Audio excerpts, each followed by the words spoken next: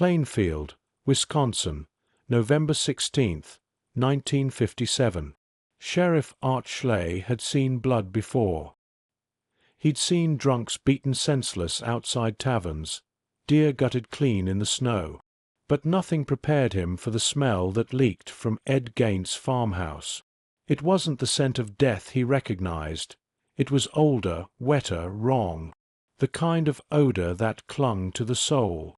The front door resisted at first, swollen with rot. When it finally gave, a cold draught of something sour met him.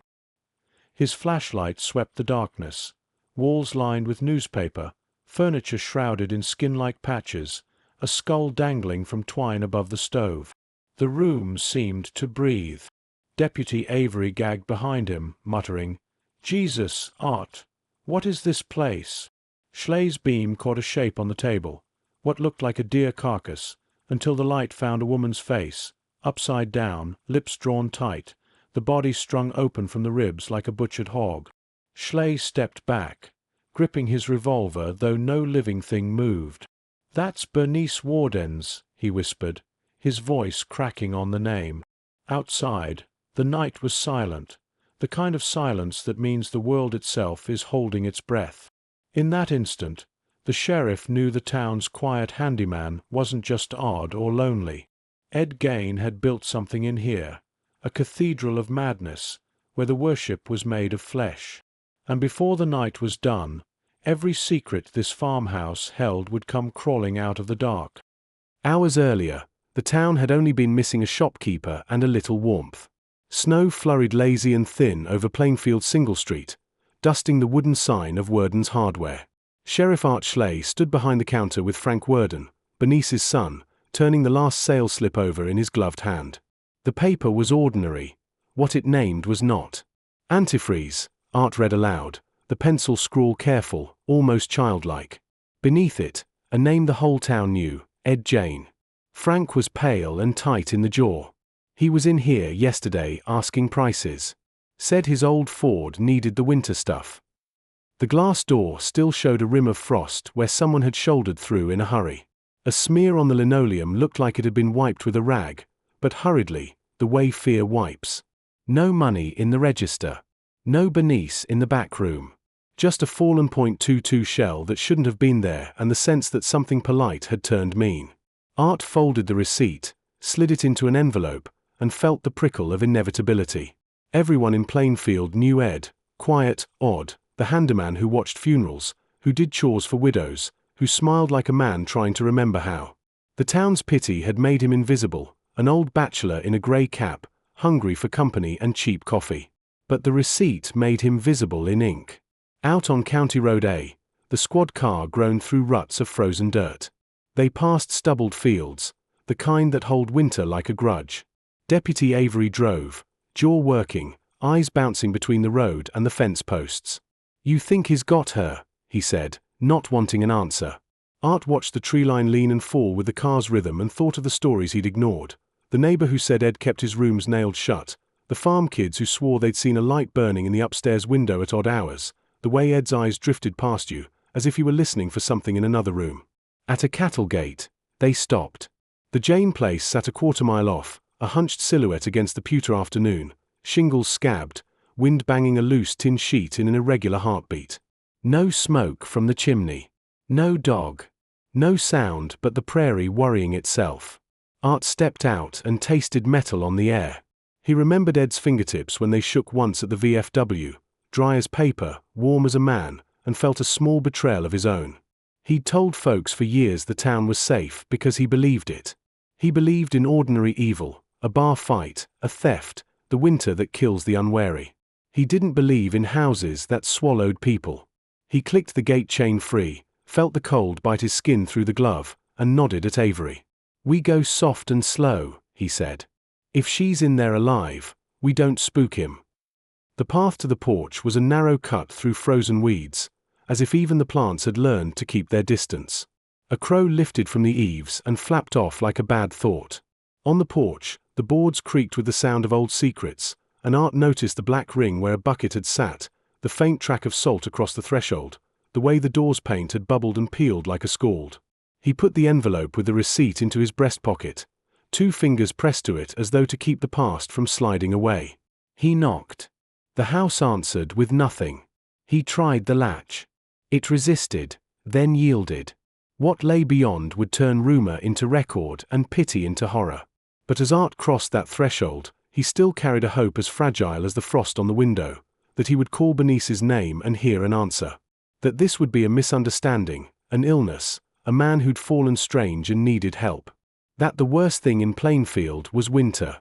He took one step into the dark and the smell took that hope from him.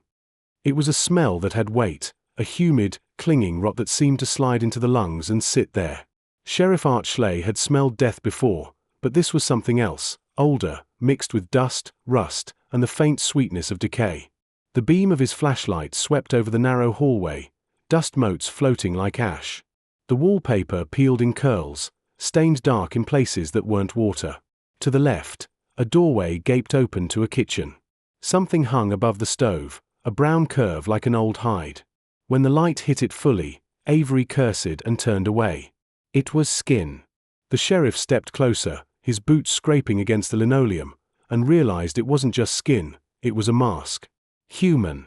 Carefully cut, dried, shaped. Dozens of them lined the walls like grotesque trophies. The sink was piled with bones that had been cleaned too neatly to be from an animal. A chair stood at the center of the room, upholstered in something that wasn't leather but had once been. "Jesus," Avery whispered, his voice a thread.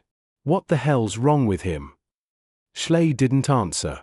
He followed the light to a small table by the window where a coffee cup sat half full, steamless but recent. Beside it lay a book, its pages swollen with age.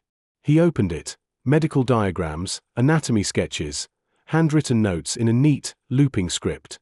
"To make her whole again."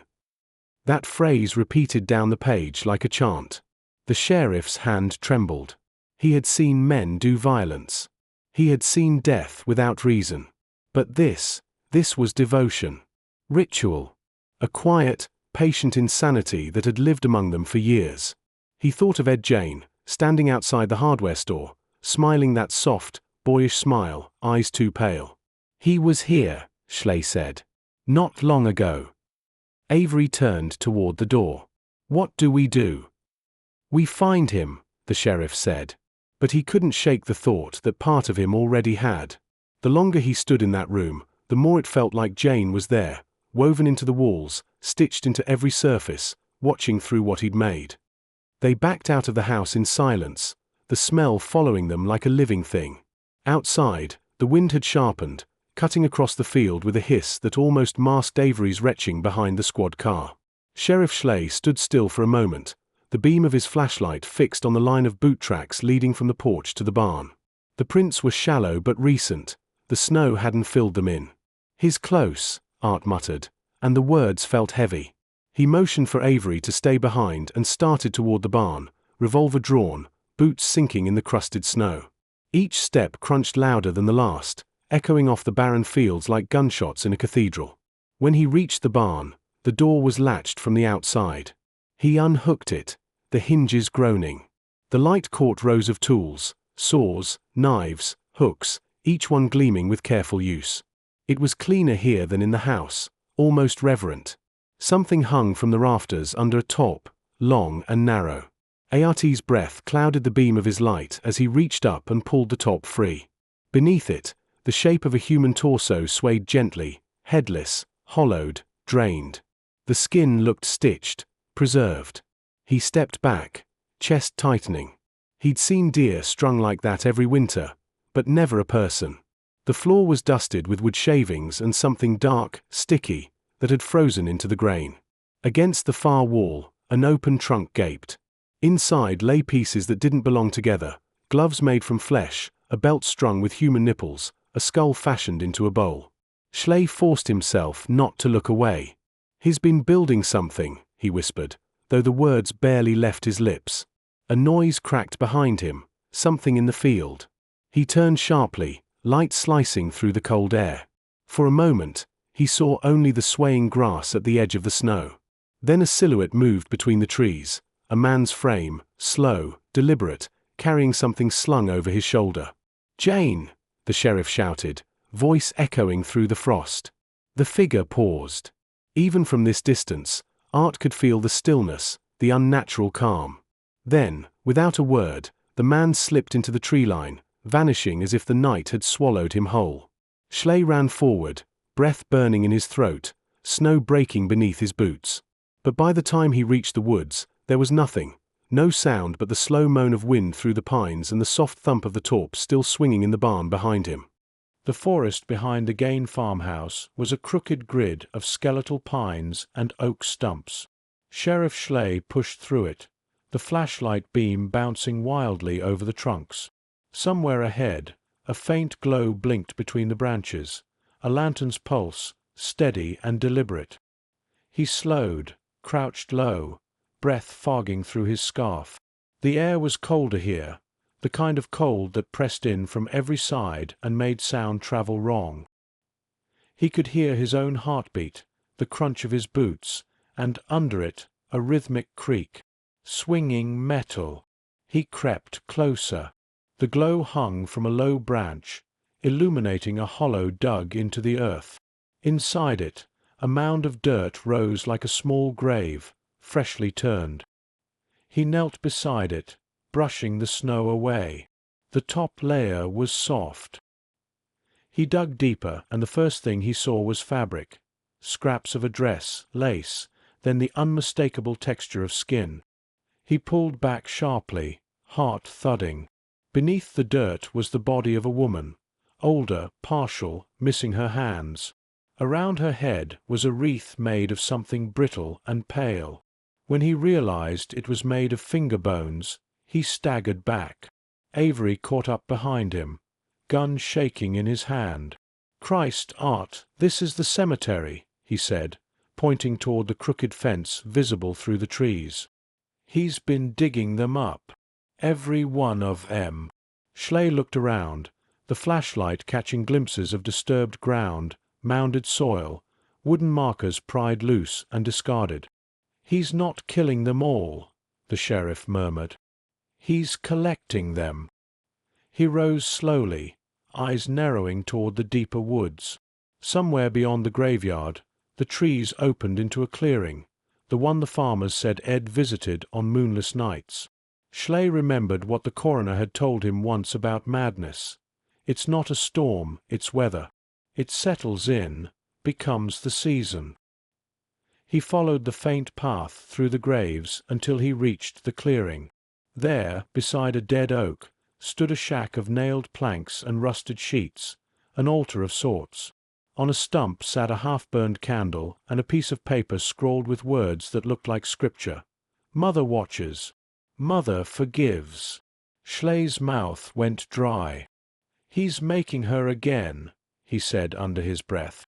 Avery glanced at him, confused. "Making who?" "The only woman he ever loved," Schley said, his eyes fixed on the candle flame flickering in the wind. "And she's been dead for years." They stepped inside the shack. It was small, barely large enough for the two men to stand shoulder to shoulder. The roof sagged inward, and from its beams hung things that moved faintly when the wind breathed through the gaps. Faces. Not entire, but cut in perfect ovals, each stretched and nailed flat like parchment. In the center sat a chair, a woman's chair, the kind with carved arms and floral patterns, now upholstered in something that made both men flinch. Beside it stood a mannequin torso dressed in tatters of a woman's dress, its neckline filled with a mask stitched from several faces to form one. "That's his mother," Schley said quietly. Avery stepped back. "You don't know that." But Schley did. Every inch of it spoke of worship, not hatred. He turned toward a small dresser against the wall, its drawers half open. Inside, folded as neatly as Sunday linens, were human skins, tanned, powdered, perfumed faintly with old soap. "He loved her too much," Schley muttered. "So much he couldn't let her go." Avery swallowed hard. This isn't love, Art." Schley didn't respond. He stared at the mannequin's hands, rubber gloves filled with flesh, fingers curled slightly as if waiting to touch. A crucifix hung above it, dark with age. The irony wasn't lost on him. This wasn't a killer's lair, It was a chapel built from grief. The more he looked, the clearer it became. Ed hadn't been killing for pleasure. He'd been building a body for the dead, reassembling what the earth had taken from him. Schley reached out, brushed the shoulder of the dress, and felt the chill through his glove. It was the cold of something that had once been alive. A sound echoed from outside, the crunch of snow, slow and deliberate. Both men froze. The lantern's flame trembled, throwing shadows across the stitched faces.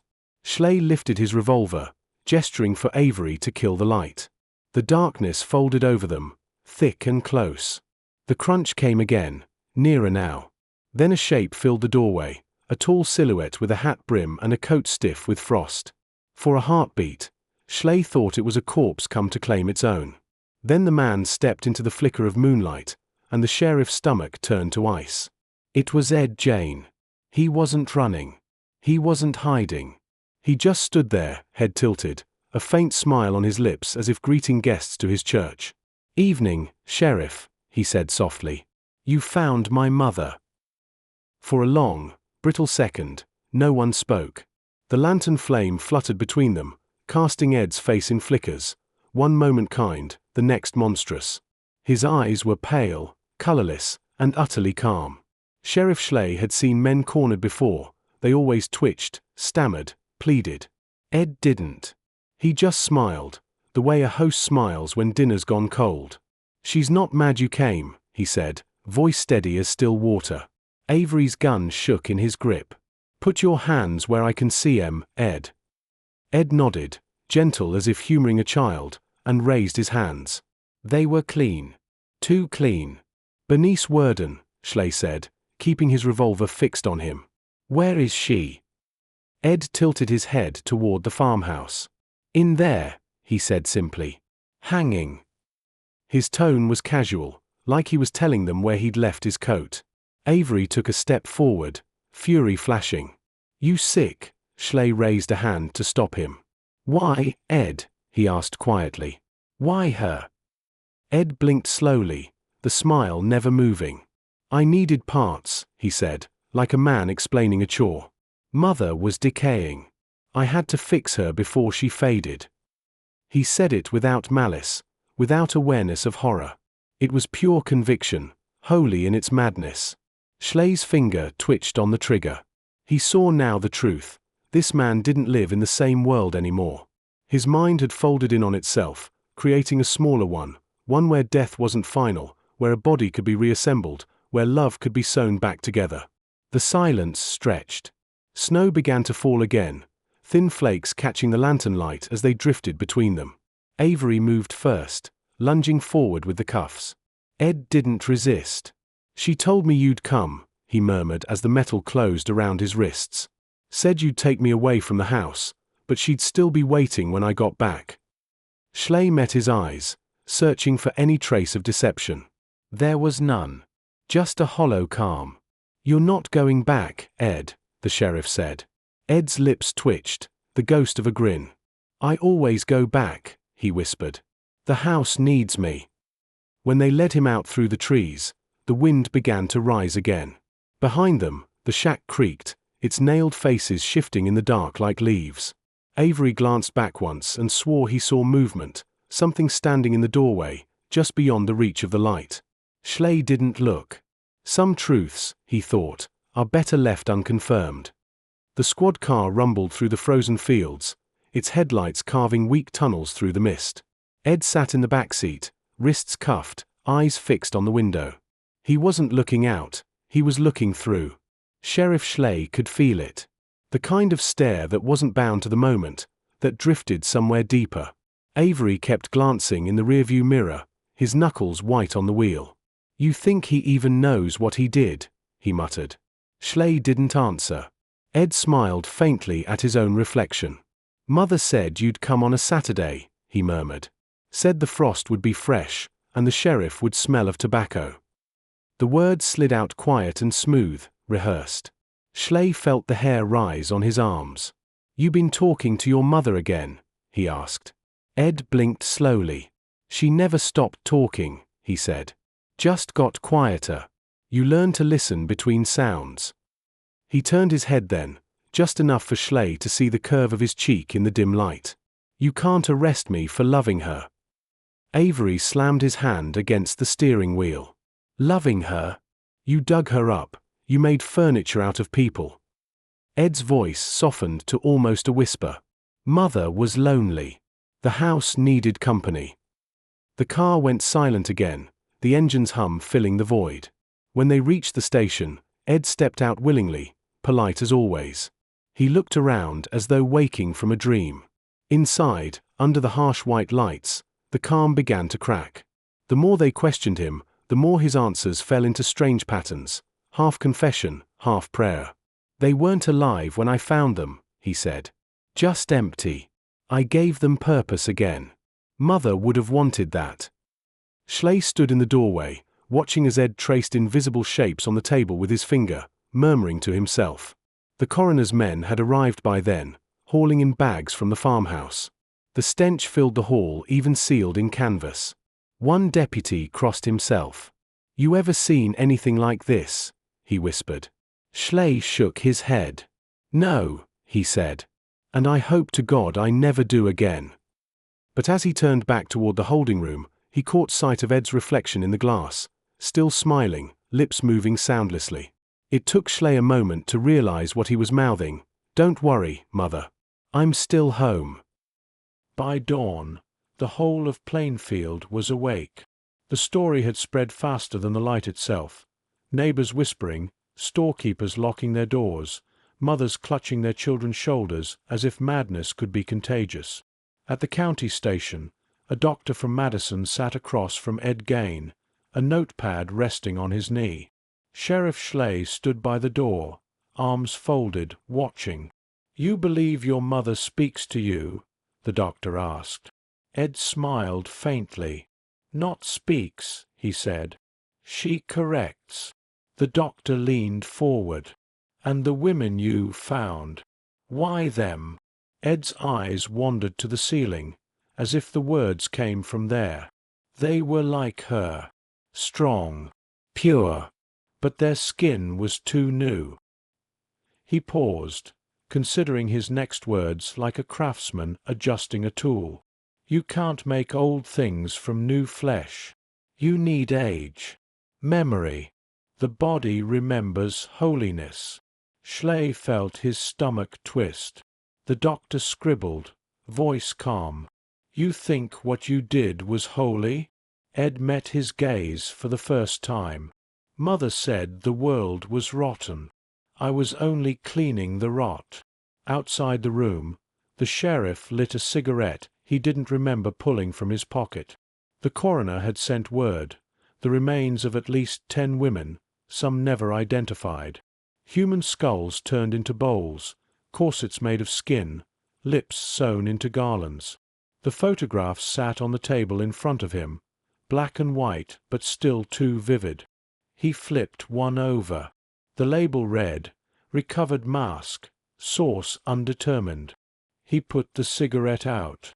Avery entered, eyes hollow. "Reporters are here.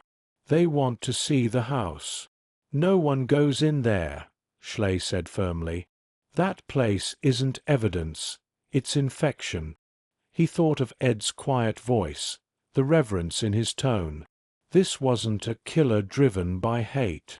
It was a man sculpting the dead to feel close to life again. That made it worse, because hate at least belongs to the living. Ed's crime was something else, a devotion so twisted it replaced God. As dawn seeped through the blinds, the sheriff looked out toward the fields, the horizon pale with frost. Somewhere under that sky sat a house that had fed on loneliness until it began to breathe. He took a slow breath and murmured, "You were right, Ed. The world is rotten, but not the way you think." By mid-morning, the farmhouse had become a crime scene and a pilgrimage site. Reporters circled like crows, their flashbulbs cracking against the grey sky, while state investigators moved in and out with faces carved from disbelief. Sheriff Schley stood on the porch, clipboard in hand, the pages trembling in the wind. Each item catalogued was a nightmare written in ink.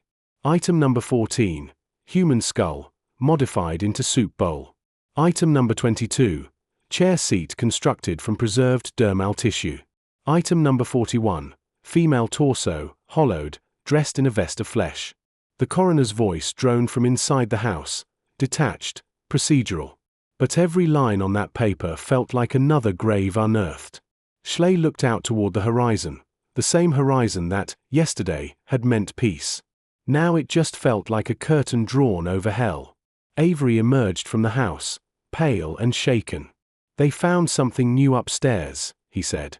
Schley followed him through the narrow hall, ducking under the blackened beams until they reached a small, padlocked door at the end of the corridor. The deputy had pried it open with a crowbar. Inside, the room was spotless. Unlike the chaos below, this one was preserved, curtains drawn, bed neatly made, Bible open on the nightstand. It smelled faintly of lavender and mothballs. "His mother's room," Avery said quietly.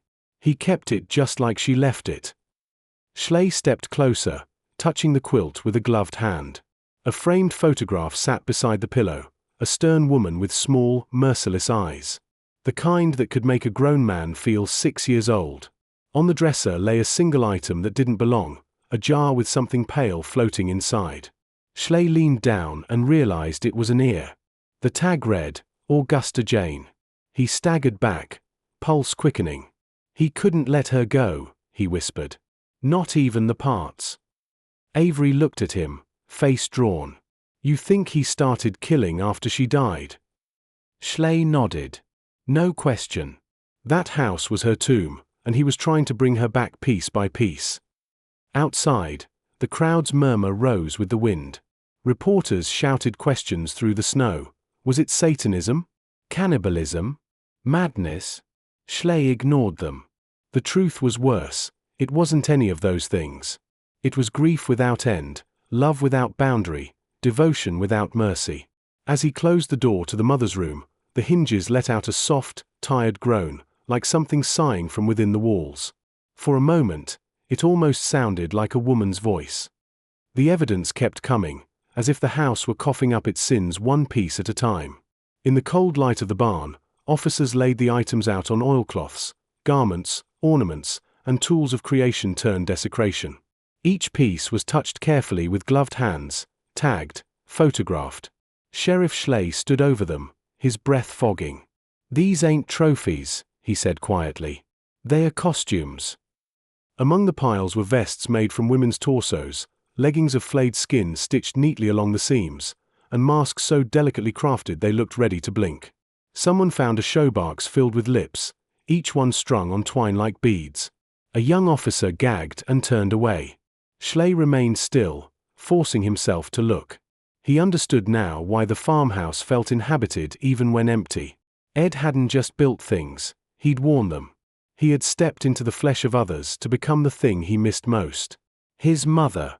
At the station later, under the glare of the interrogation lamp, Ed spoke plainly, even helpfully, as though recounting a home project. "Sometimes I put them on," he said. "Not to be them. Just to feel close. When I wear her, the house gets quiet again." The doctor sitting beside Schley scribbled, voice unsteady. "And when you didn't wear them?" Ed smiled faintly. "The house would cry." The room went silent. Outside, snow drifted against the windows like static. Schley leaned back, watching him, the same meek farmhand who fixed fences, helped neighbors, attended Sunday service.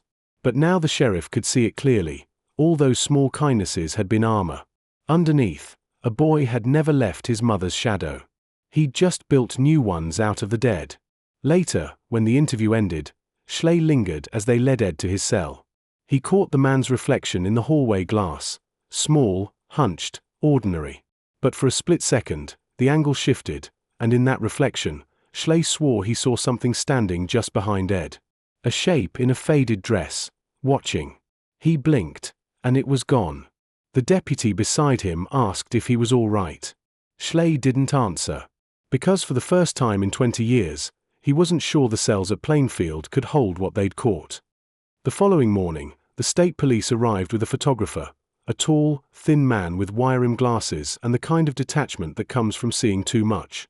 He set up his tripod in the parlor, where the worst of it lay, and asked the sheriff to keep the door closed during the work. But the shutter clicks echoed through the house anyway, each flash momentarily bleaching the horror into stark white. Skin glistened like wax. Masks looked almost peaceful in the glare. Schley stood outside the door, arms crossed, staring at the wallpaper. Through the thin wood, he could hear the photographer muttering the item numbers under his breath. 2 lampshades, 1 skull bowl, 3 face masks. The repetition gave the horror rhythm, as if the crimes themselves had become liturgy. Deputy Avery emerged from the kitchen with a folder of notes. "We got the count," he said. 9 confirmed victims, maybe more. Some parts don't match anyone missing. Schley rubbed his temples. That's because he wasn't collecting people, he was collecting pieces. Avery grimaced. "You think he ate any of them?" Schley's jaw tightened. "Not hunger. Devotion." He looked toward the door where the flash kept pulsing, turning the room beyond into a morbid slideshow. He didn't want to destroy them. He wanted them to last. By noon, the bodies and artifacts had been packed into evidence crates. Reporters pressed against the police tape outside, shouting questions through the snow. One voice called out, "Sheriff, is it true he made a woman's suit?" Schley didn't answer. The words felt obscene, but not untrue. Ed Gein hadn't built a woman's suit, he'd built a memory he could wear. When the last of the flashes dimmed and silence returned, Schley finally stepped back into the parlor. The room was bare now, stripped for evidence. Only the shadows remained, etched where the furniture had stood. He ran a hand along the wall, the wallpaper cold and damp beneath his glove. "We took everything," Avery said behind him. Schley shook his head slowly. "Not everything," he murmured. "This house, she's still here." He didn't mean Augusta. He meant the thing her love had made. Outside, a gust of wind slammed the porch door shut with a hollow clap. Somewhere deep in the house, something answered with a soft, creaking groan, as if the walls themselves were remembering. By Sunday morning, Plainfield was no longer a town. It was a crime scene bordered by disbelief. News vans lined Main Street, their antennas stabbing at the grey sky. The townsfolk moved in clusters, whispering in doorways, eyes darting toward the road that led to the Gein farm. The hardware store stayed closed, its window painted over in mourning. Children were kept inside, though everyone knew they'd peek through curtains. In the diner, the waitress stopped mid-pour when Sheriff Schley walked in. The hum of voices died instantly. He ordered coffee, black, and sat at the counter, staring into the steam. "You catch the devil," one old man muttered from a booth. "What's left for the rest of us?" Schley didn't answer. He knew what they were all thinking. Ed Gein had gone to church with them, fixed their tractors, carried their groceries.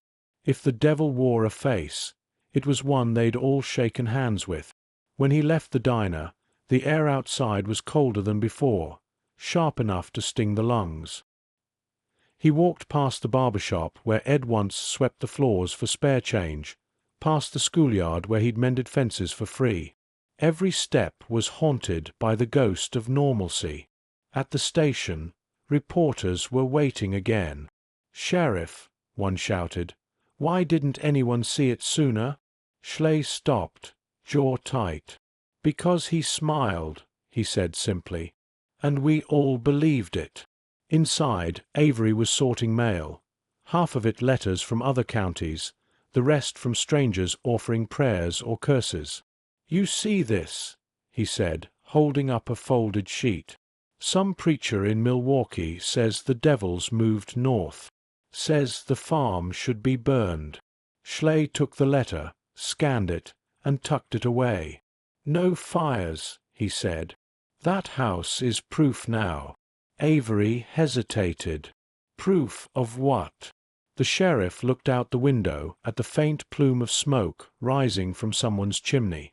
"That evil doesn't arrive. It grows where we stop looking." That night, he dreamed of the farmhouse again, its windows glowing faintly like eyes, its walls whispering with the sound of scissors through fabric.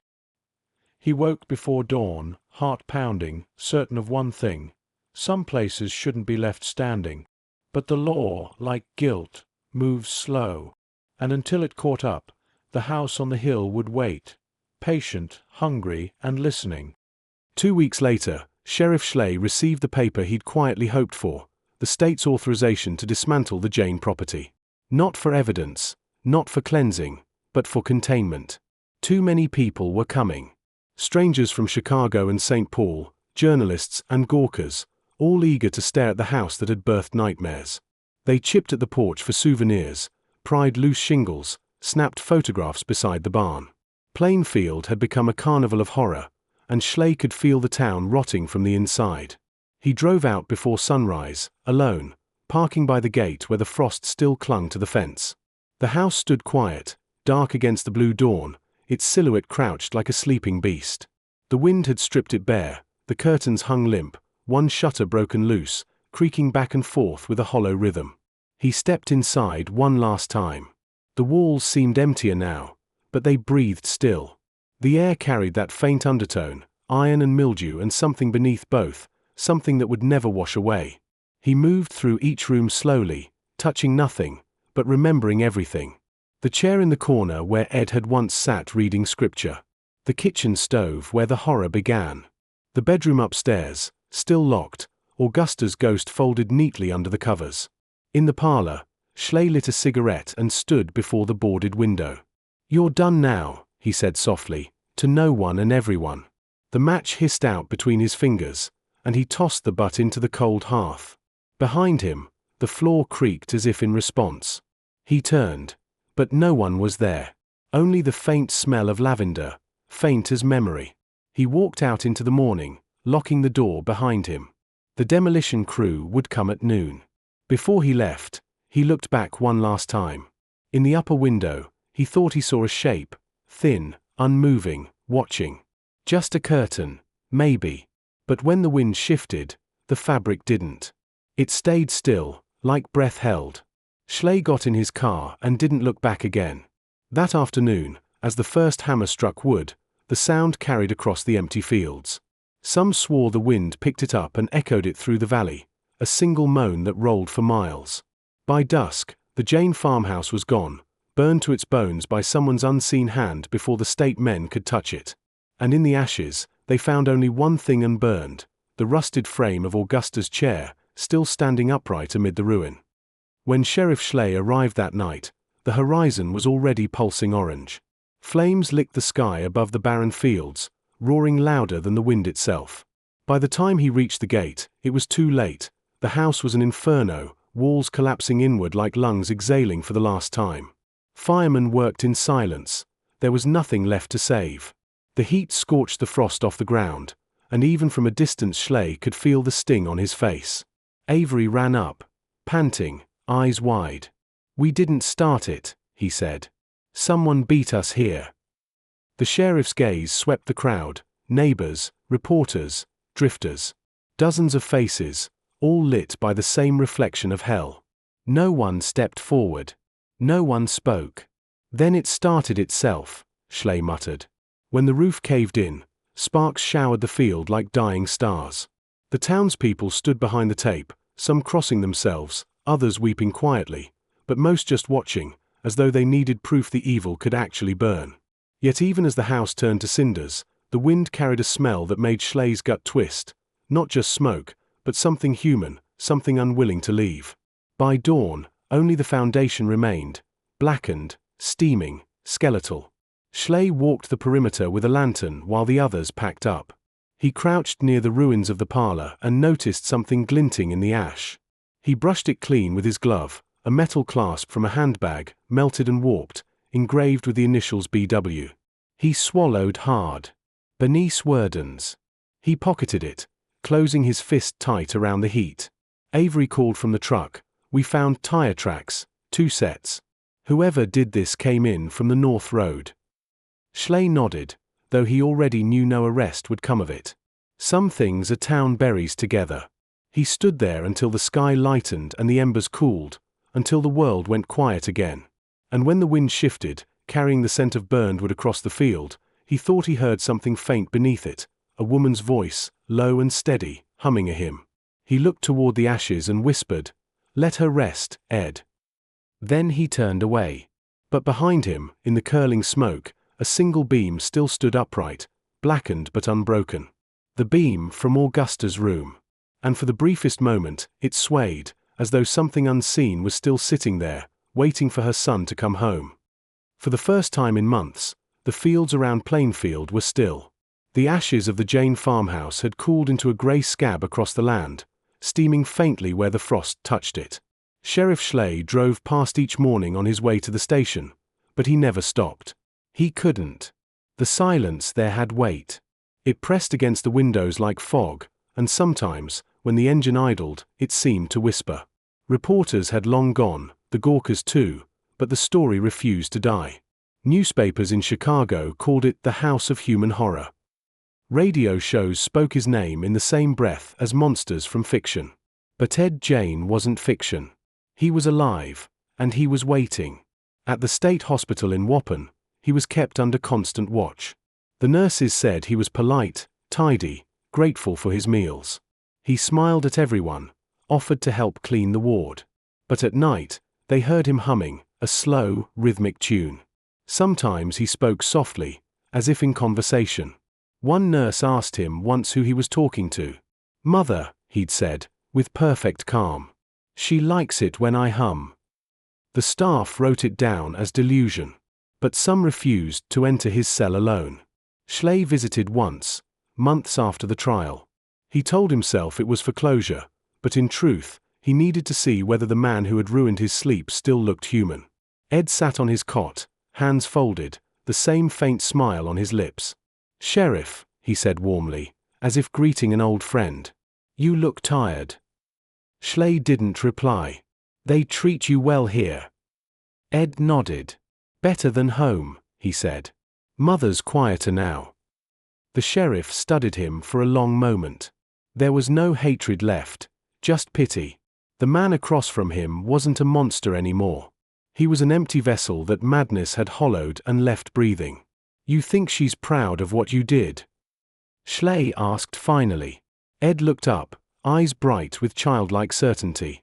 "She's with me," he said. "That's enough." When Schley left, he paused at the end of the hall, turning back just once. Through the small window in the door, he saw Ed sitting perfectly still, staring at the wall as if listening. The faint hum started again, tuneless, patient, and terribly familiar. It was the same sound the wind had made that night in the ashes. And as the sheriff walked away, he couldn't shake the feeling that somewhere, somehow, the house was humming back. When the trial transcripts were released, they came bundled in thick, grey folders, each one labelled with a number. Inside were photographs, sketches, interviews, every fragment of Ed Gein's world catalogued and preserved. Sheriff Schley received his copy in the mail 6 months later. He didn't open it for 3 days. When he finally did, he sat alone at his kitchen table, a cup of cold coffee beside him, the paper smelling faintly of dust and ink. The first page showed Ed's signature, neat and childish. The second, black and white photographs of what had been found in the house. The faces, the masks, the chair. He closed the folder halfway through, unable to finish. The state had declared Gein legally insane, and he was committed indefinitely to Central State Hospital for the criminally insane.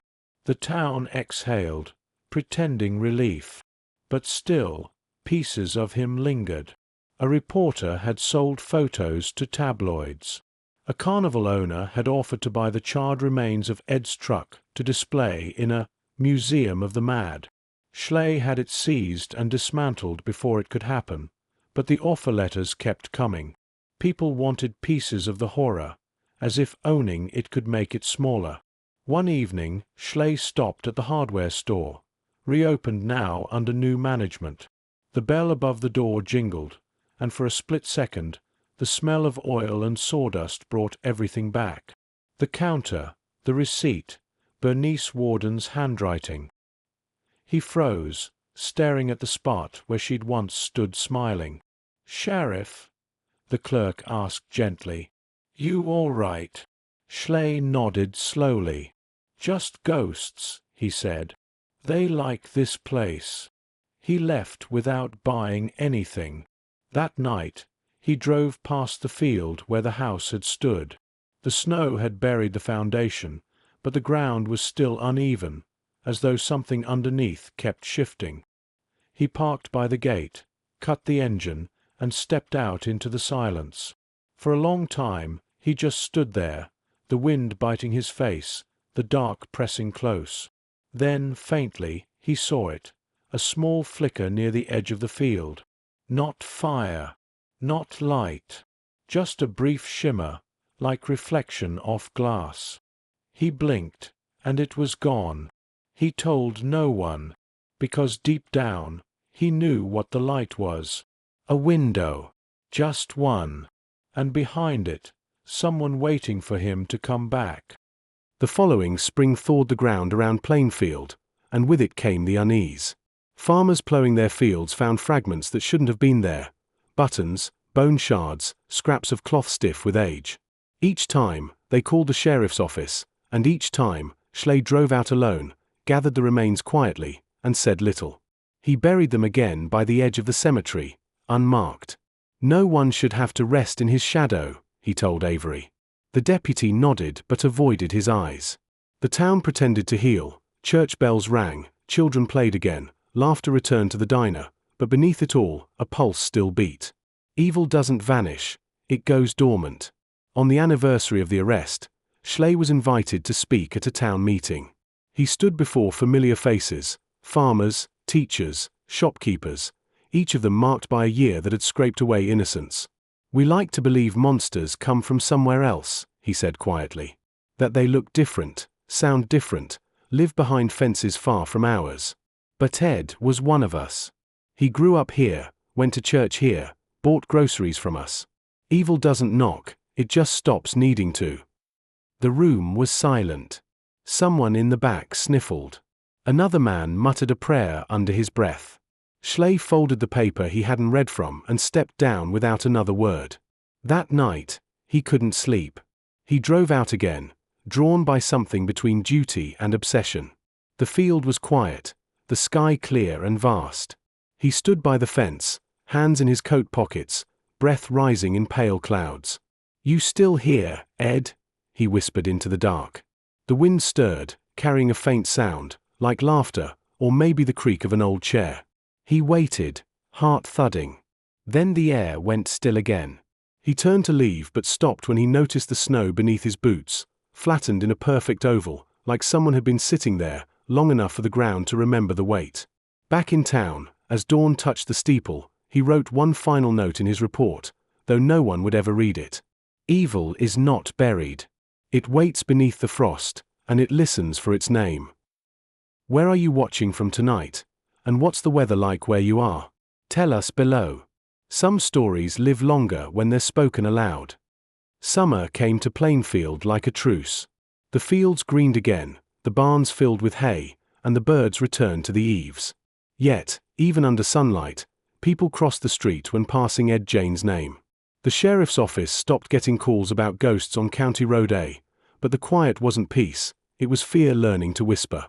Sheriff Schley had retired by then, his badge tucked in a drawer he rarely opened. But the story didn't retire with him. Every few months, a letter arrived from the state hospital, stamped Waupun Correctional Institute, marked with Ed's looping handwriting. They were never long, 2, 3 sentences at most. "Dear Sheriff," one read, "the nurses here are kind. I help with dishes. Mother says I look well." Another, dated in autumn, "They're talking about letting me attend chapel. Mother would like that." Schley never replied, though he kept every one. He knew why Ed wrote to him, not out of guilt, but gratitude. In some strange, inverted way, the sheriff had become the new keeper of his confession, the witness who made his world real. And some nights, when the farmhouse flashed through his dreams again, Schley would wake with a start and think of those letters. How ordinary the handwriting looked, how human. Then one morning, word came from the hospital. Ed Gein had been moved to Mendota, a quieter facility for aging patients. "Declining health," the letter said. "No longer a danger." The words hollowed Schley's chest. No longer a danger. The man had been a danger only because he believed. Take that belief away and there was nothing left, just an empty vessel staring at a wall. He drove north that weekend, unable to explain to himself why. The facility sat beyond the woods, sterile and quiet. When he asked to see Ed, the nurse hesitated. "He's not lucid most days," she warned. "Barely speaks now." But when Schley entered the small, sunlit room, the old man on the bed turned his head and smiled. "Sheriff," he rasped, voice dry as dust. "You came back." Schley sat beside him, the air heavy with antiseptic and memory. "You remember me?" he asked. "Course," Ed said faintly. "Mother told me you would." For a moment, the sheriff forgot to breathe. He looked into those pale eyes, still calm, still unreadable, and felt again the chill of that farmhouse air, the walls breathing, the silence humming. Ed's lips twitched, forming one last whisper. "House is quiet now."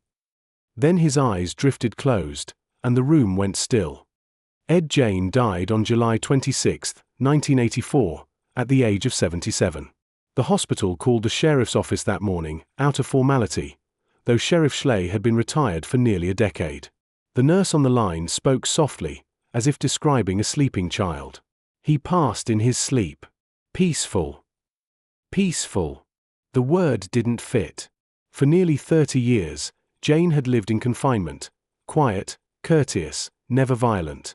He gardened, read pulp magazines, painted birdhouses. Visitors said he seemed content. But when they asked what he missed most, he always said the same thing: home. Schley drove to Wappen one last time, not as a lawman, but as something between a mourner and a witness. The staff met him at the gate, unsure who he was until they saw the weight in his eyes. "He left this," the orderly said, handing him a small envelope. Inside was a single page, folded twice, the handwriting shaky but still familiar. "Dear Sheriff, tell Mother I behaved." Ed Schley folded it back carefully and slipped it into his coat pocket. The morgue was sterile and humming, fluorescent lights flickering above metal drawers. When they pulled the sheet back, Schley stared at the face that had haunted a generation. Time had carved him down to frailty, skin pale, lips thin, eyes shut like a doll's. There was nothing monstrous left. Just a man who had loved too much and too wrong. The state cremated him quietly. No press, no ceremony. His ashes were buried in the Plainfield cemetery, beside the family plot. Within days, souvenir hunters had already chipped at the gravestone. The sheriff returned a week later and found the name Ed scratched out completely, the rest defaced by knives. He knelt there in the dark, tracing the cold stone with his glove. "Even now," he whispered, "you can't leave him alone." He looked over the fence toward the open field where the farmhouse once stood. The land was empty, but the memory wasn't. Some nights, locals said they still heard a humming across the plain when the wind shifted, faint and patient, like a lullaby sung through wood. Schley stood, pulling his coat tighter. "You can rest now, Ed," he said. But the breeze that passed him carried a scent he recognized instantly: earth, iron, and lavender. The sheriff closed his eyes. Some hauntings, he thought, never ask for permission. They just stay. Ayers Basset. Te story of het Gein sank into te folklore of Amerisa. Half tautinare tale, half obsession. Horrorfilms borrewet is bonus, turning extremis into legend. Bid in Plainfield, te soul itself still remember it. Teenagers dat het Ias otter to drie verpas te old property line at night. Somme swore te huis of lichts in te ground, find aan flikkeringlijke embers dat revisit to die. Otter sy te yard footsteps ventere salden beanai. Serif stliei, long reter het aan graaiing, ignore het most of het biriet en nou gegost to knofte living made better monsters. Bid one autumn evening, he God a kal from te symmetry groundskeper, a grafe had been disturbed. I better kome, te man sait. It's his. By te times liei arrifeit, te wind had turnet sarp and restless, draging die at liafis agros te stonis. Te hole was diep, just en nou geto espose te eetge of te koffen. Te name was gone, of tuise, vandal sat erasit het eiers ago, bid sliei kneef te plot by jaard. Helian het onestane, staring doven at te blak soul, te open wound in te ground.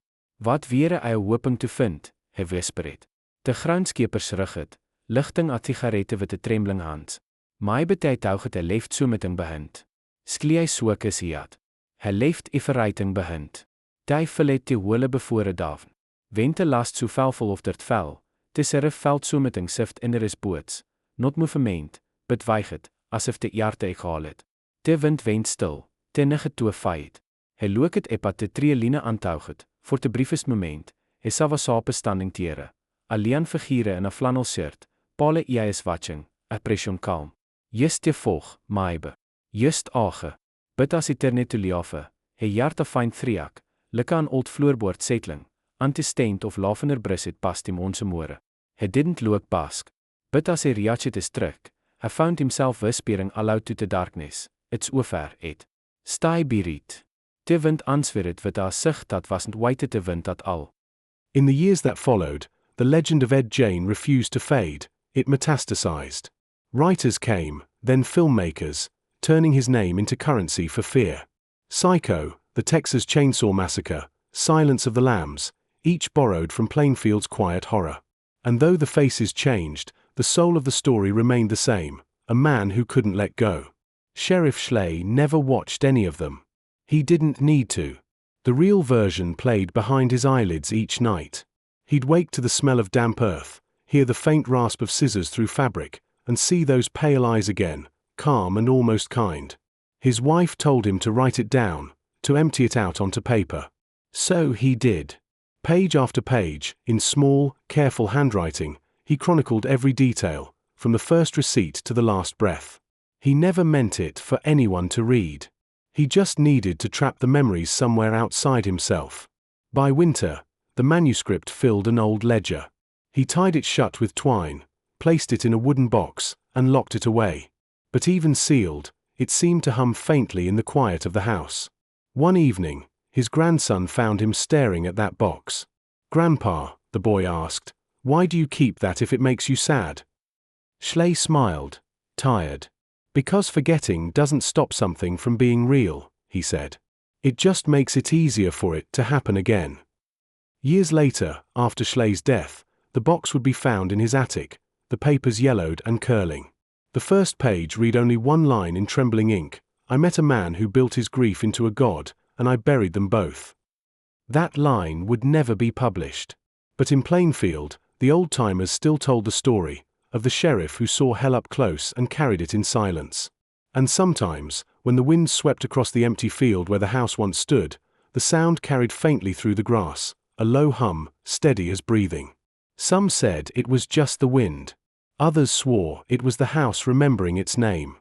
Decades blurred into one another, and the land where the farmhouse once stood became nothing more than an empty stretch of field. Children born long after the horror still whispered about it on cold nights, how the soil was cursed, how no crops would grow where Ed Gein's house had fallen. The locals said the land was quiet now, but every so often, someone would hear something, a soft knock beneath the floorboards of memory. The new owners built a shed there, simple and small, nothing more than a tool hut. But within weeks, they complained of strange sounds at dusk, a slow, rhythmic scrape, as though someone was sanding wood inside the walls. They tore it down after the first winter. No one rebuilt. In the archives of the sheriff's office, the Gein file sat sealed under dust. The young deputies avoided it, treating it like a relic of a bad dream. But one night, a rookie, new to Plainfield, eager to impress, opened the box. Inside were photographs yellowed with time, each labeled in Schley's hand. He flipped through them, until one caught his breath. A photograph of the farmhouse ruins, taken the morning after the fire. At first, he saw nothing unusual. But in the corner, near the charred window frame, was the faint outline of a shape, tall, thin, wearing what looked like a coat. No face, no features, just presence. He blinked, thinking it a trick of exposure. But when he looked again, the outline seemed clearer, almost leaning forward, as if aware of being seen. He closed the folder quickly and shoved it back into the box. "Old camera fault," he muttered to himself, locking it away. But as he turned off the office lights, a sound crept through the dark, soft, deliberate, like leather creasing under weight. The kind of sound a chair makes when someone unseen shifts their body. He froze, breath shallow. Then silence again. When morning came, He told no one. But the file remained locked from that day on, and some nights, the janitor swore he heard humming from the evidence room, a low, patient hum that didn't stop until dawn. By the 1990s, the Gein legend had become its own industry. True crime writers dug through transcripts and autopsy notes, filmmakers reenacted the horror with cinematic polish, and collectors scoured estate sales for anything even loosely tied to Plainfield. An out-of-town entrepreneur once opened a traveling exhibit called America's Monsters. Among the wax effigies of Bundy and Dahmer, behind a pane of smudged glass, stood a mannequin labeled simply the Butcher of Plainfield. It wore a tattered flannel shirt and a mask of hardened latex painted the color of old skin. People lined up to take photos. Some laughed nervously. Some stared too long. The owner said it was just theater, but when the tour reached Wisconsin, locals protested until the exhibit skipped town. They'd lived through it. They didn't need it reenacted. At the edge of the crowd that day stood an old woman with gray braids tucked under a wool hat. She watched the trucks pack up, her expression unreadable. When asked her name, she said only, "My father worked that fire." The reporter nodded politely and moved on, not noticing that she never took her eyes off the mannequin until it was gone. That same evening, back in Plainfield, the local museum curator unlocked a delivery crate sent anonymously. Inside, wrapped in canvas, was a single object, a wooden sign, blackened at the edges, with one word carved deep into its surface, home. No note. No address. Just the smell of old smoke. The curator sealed it in the basement archive and never displayed it. But sometimes, when she worked alone after closing, she swore she could hear a faint knocking from that locked room below.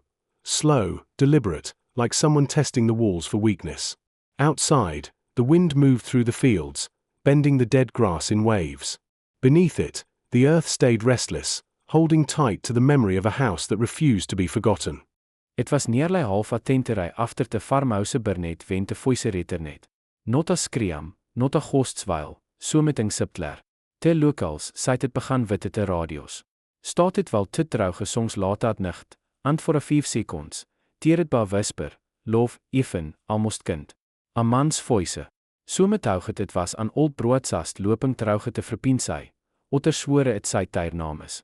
Farmers inplige tuir sets, teenagers het in onperpose. Word spreed intel one nigget, te local amos decide to lian into het 'n segment eiret at middaget, a program sal het nigget lines. Hy joket, if the bitches outere, tal in. Wat tame trouge wasend lageter. Just breat. Te host vroede. Woest is, hy asket, trying to keep his voice steady. Te breating continued, soft, right met. Tena whisper, se voorgave me. Ante line wen diat. Te boards lichts flikker het, ifrei meter speaking at onse. Te broodtast, te toestaat het, ten se lense. Te station engineer swore te pone line had been distoneft het huis bevore. By morning, te tape of dat kalat vannes het.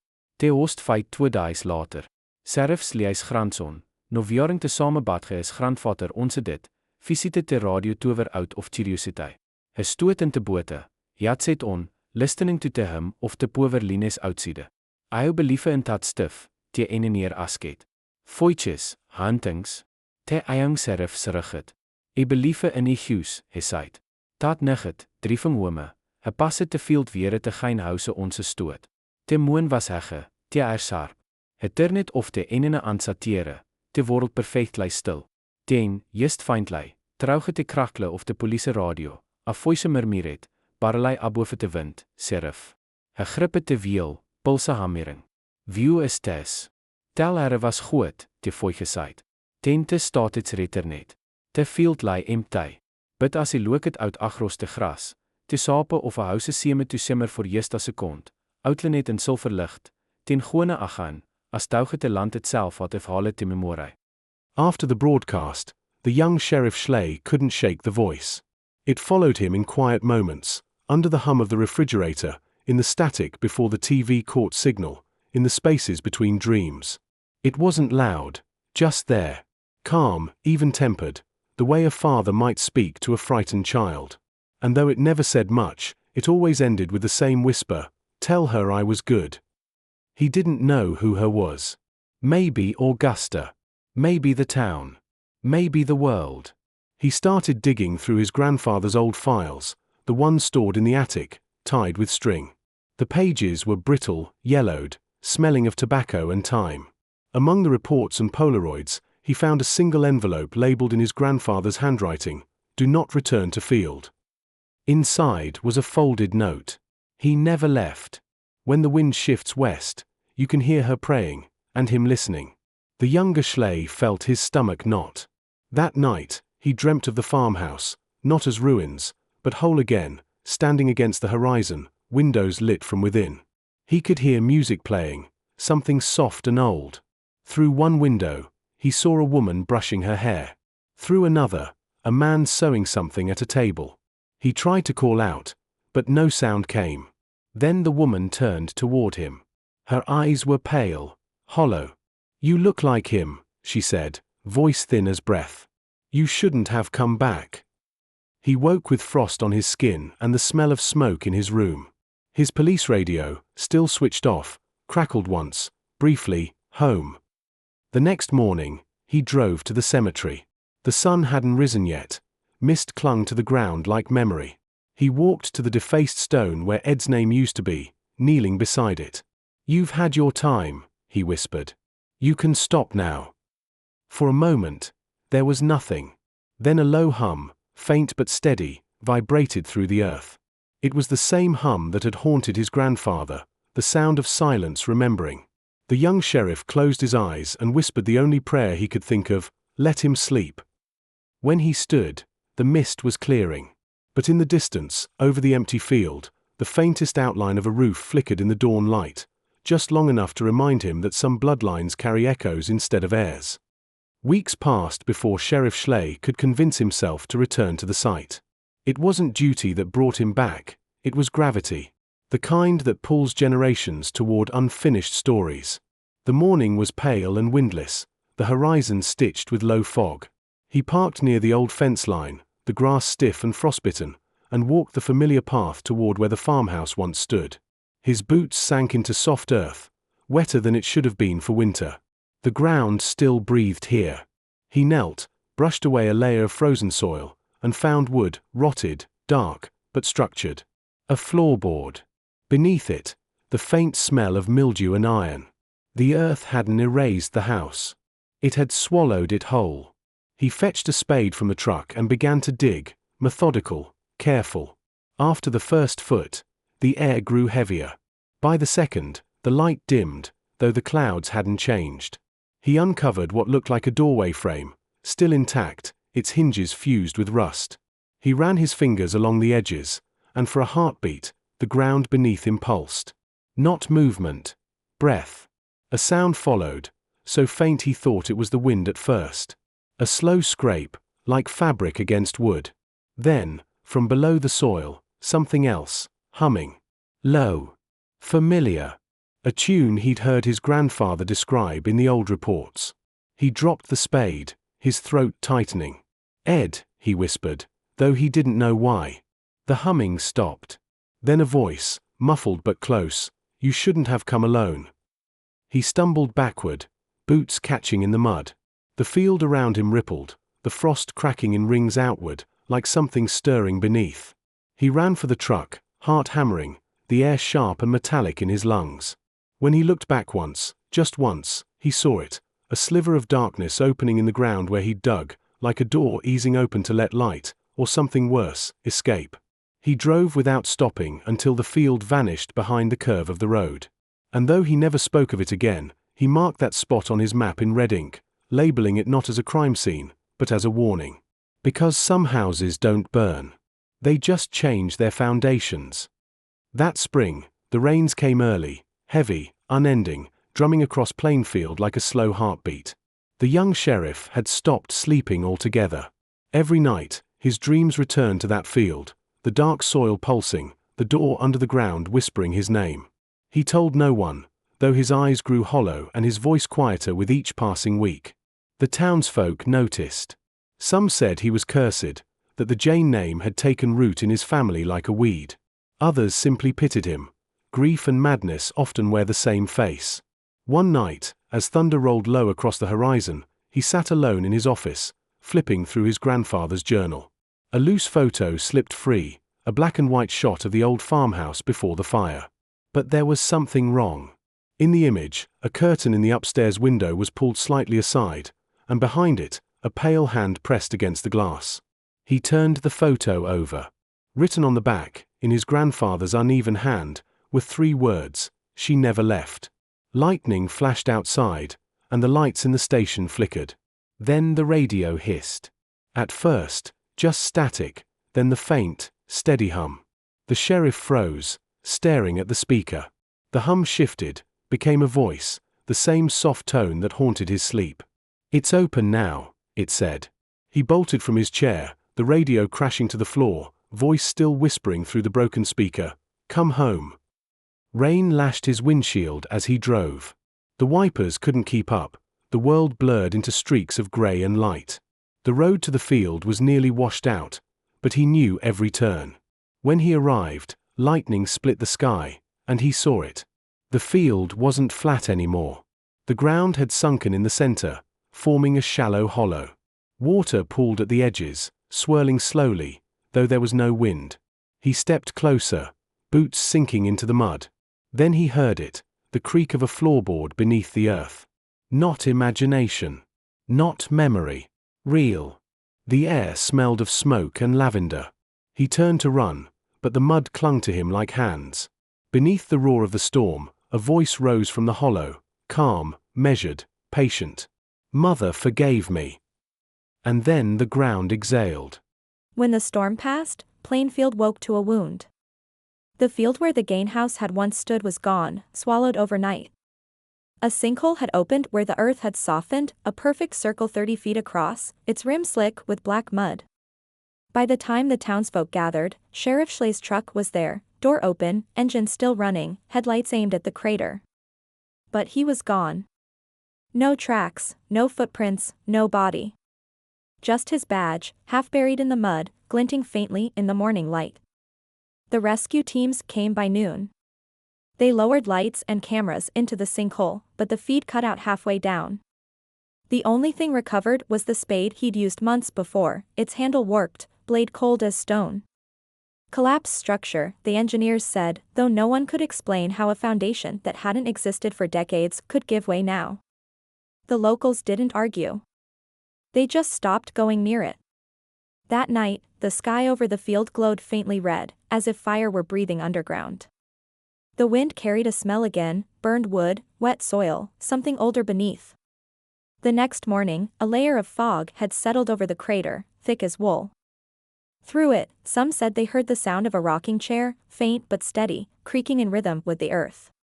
When investigators cleaned out the sheriff's office, they found his map pinned to the wall. Dozens of red ink marks scattered across it, cemeteries, old roads, and one circle larger than all the rest, drawn around the field. Inside it, 2 words in capital letters, "She's home." After that, the town fenced the land, posted warnings, and stopped speaking his name. But on certain nights, when the wind was just right, travelers swore they could see a faint farmhouse outline shimmering in the fog, windows lit, roof intact, a figure in the doorway. And always, from somewhere deep below, the same low hum, rising like a prayer that never ends. Years later, Plainfield was little more than a name on a map, its horrors folded into legend, its roads overgrown with time. The field was still fenced off, the warning signs faded by rain. Travelers who stopped there didn't stay long. Locals said the soil shifted on its own sometimes, as if something beneath was still breathing. They said that on certain nights, when the fog rolled low and the air smelled of iron, you could hear music coming from underground, a lullaby hummed by a man who never stopped loving what should have been left dead. The young sheriff's disappearance was never solved. His badge was mounted on a plaque in the courthouse, a silent warning dressed as remembrance. Outsiders asked questions. The town smiled politely and said the storm took him. But in the cafe near Main Street, the old-timers told a different version, always in whispers. They said he went home. That the ground opened for him the same way it had for the others. That the house remembered its own. Decades later, a construction team surveying the area found something unexpected, a hollow chamber beneath the field, lined with timbers blackened by age. Inside were fragments of wood, porcelain, and iron. But what caught their attention was the chair, a simple wooden rocker, perfectly preserved, its seat worn smooth by time. When they touched it, the air changed. The hum began again, low, faint, familiar. The crew fled. The chamber was sealed, the reports buried. Plainfield grew quiet once more. The wind carried no scent, the soil no whispers. But if you stand at the edge of that field on a cold night and listen closely, you'll hear it, the faint creak of a chair and a man's voice, soft as breath, humming the same tune he'd sung for decades. It's not a haunting. It's not even memory. It's devotion without mercy, echoing forever through the bones of Wisconsin. And when the wind shifts west, the field hums back, because some houses, and the love that built them, were never meant to die.